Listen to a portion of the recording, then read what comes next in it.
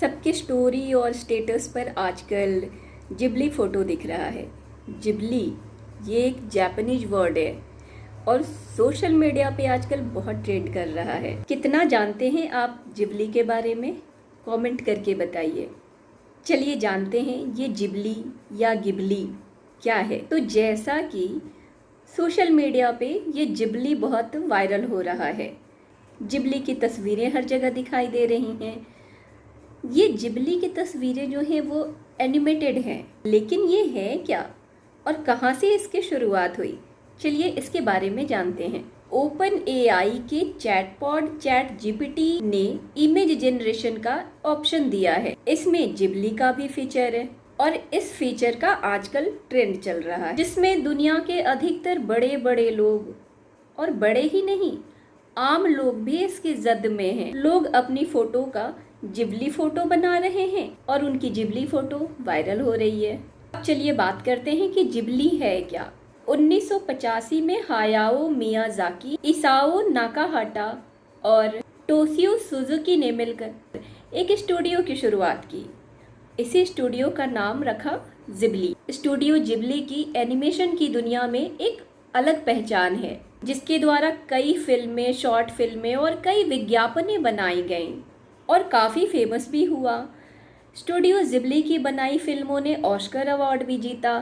और इतना ही नहीं, जापानीज फिल्मों की अगर बात करें तो सबसे ज़्यादा कारोबार करने वाले 10 जापानीज फिल्मों में 4 फिल्में स्टूडियो जिबली की बनाई हुई हैं। तो आपको ये समझ में आया कि जिबली एक स्टूडियो का नाम है जापान में, जो शॉर्ट फिल्में और विज्ञापन जैसी चीज़ें बनाता है।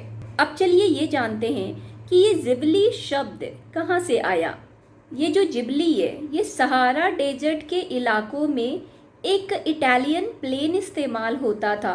इसका नाम था जिबली और गर्म हवाओं को लीबियाई अरबी भाषा में गिबली कहा जाता है और इसी गिबली से जिबली शब्द आया, अर्थात गर्म हवाओं गिबली के नाम पर इटालियन प्लेन जिबली का नाम रखा गया। इसी इटालियन प्लेन गिबली के नाम से प्रेरित होकर हायाओ मियाजाकी ने अपने स्टूडियो का नाम जिबली रखा। एनिमेशन की दुनिया में इस जिबली ने बड़ा नाम कमाया। अब बात यह है कि इस कंपनी का जन्म 1985 में हुआ था, आज से 40 साल पहले। तो आज ये शब्द इतना ट्रेंड में क्यों है? ओपन एआई ने GPT-4o के तहत 25 मार्च को एक बिल्ट एंड इमेज का फीचर लॉन्च करता है और यह ओपन एआई का सबसे लेटेस्ट फीचर है, जो आपकी तस्वीरों को गिबली या जिबली स्टाइल में बदल देता है, और वो भी बिल्कुल फ्री। इसके लिए अलग से किसी को कोई शुल्क देने की ज़रूरत नहीं है। अब आप अगर ये सोच रहे हैं कि जिबली स्टाइल में अपनी फ़ोटो कैसे बनाएं, तो चलिए इसके बारे में बात करते हैं। चैट जीपीटी ऐप पर जाएं या वेबसाइट पर लॉगिन करें, वहाँ ऐड के ऑप्शन पर क्लिक करें और अपनी फ़ोटो अपलोड कर दें। फिर इसको कमांड दें कि इस फ़ोटो को जिबली स्टाइल में चेंज करना है। बस थोड़ी देर बाद आपका फ़ोटो जिबली स्टाइल में बनकर तैयार, वो भी बिल्कुल फ्री। और जब बात फ्री की होती है तो बस इसके बारे में तो कुछ कहने की ज़रूरत ही नहीं।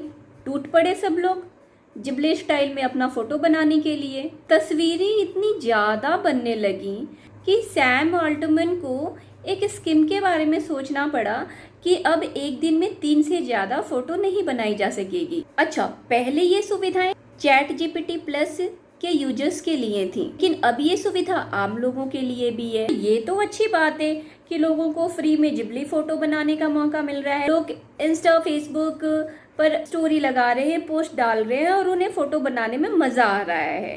तो फिर सोशल मीडिया पर इतना हो हल्ला क्यों मचा हुआ है? इसके पीछे 2 कारण हैं। पहला कारण तो ये कि इस आर्ट फॉर्म के जो फाउंडर हैं हायाओ मियाजाकी, एआई के इस एनिमेटेड फीचर से बहुत दुखी हैं, क्योंकि जिबली आर्ट बेसिकली व्यक्तियों के द्वारा बनाया जाने वाला आर्ट है।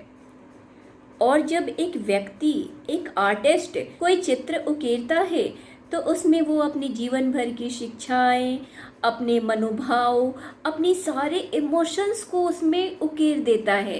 लेकिन जब एआई आपके फ़ोटो को जिबली आर्ट फॉर्म में चेंज कर देता है तो इससे बहुत सारे आर्टिस्ट की नौकरियां खतरे में हैं।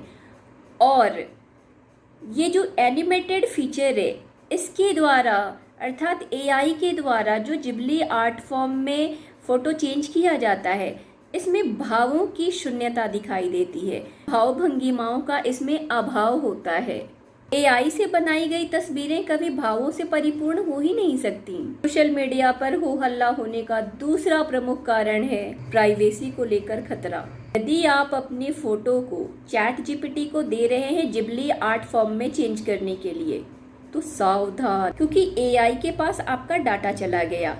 और एआई के टर्म्स एंड कंडीशन में ये साफ साफ लिखा है कि एआई आपके फ़ोटो को इन फ्यूचर वो अपने मतलब के लिए यूज़ कर सकता है, और ये यूज़ करना हो सकता है गलत संदर्भ में भी हो सकता है एआई इन फ्यूचर आपके अभी के द्वारा दिए गए फ़ोटो को पॉर्न वीडियो या फ़ोटो में यूज कर ले।